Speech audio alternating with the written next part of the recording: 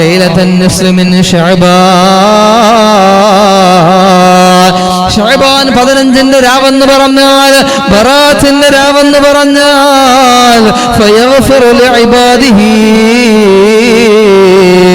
അവന്റെ അടിമകൾക്ക് അല്ലാഹു പുറത്തു കൊടുക്കുന്ന സമയമാ.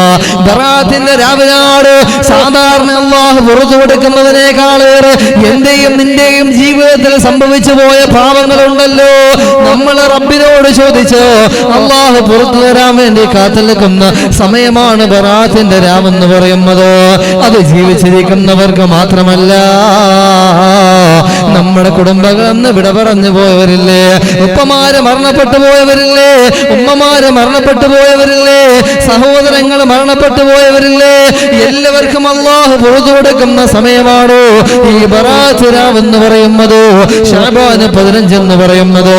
മഹാനായ ഇബ്നു ഹജർ അൽ ഹൈതമി റളിയല്ലാഹു തആല അവിടുന്ന് പറയുകയാണ് വഅന്നഹു യഖാ ഫിഹാ മഗ്ഫിറത്തുൻ മഖ്സൂസ. പ്രത്യേകമായ അല്ലാഹു പുറത്തു കൊടുക്കുകയാണ്. സാധാരണ പുറത്തു കൊടുക്കുന്നത് പോലെയല്ല, പ്രത്യേകമായി അല്ലാഹു റബ്ബുൽ ഇസ്സത്ത് അവന്റെ അടിമകൾക്ക് പുറത്തു കൊടുക്കുന്ന സമയമാണ് ബറാത്തിന്റെ രാവ് എന്ന് പറയുന്നത്.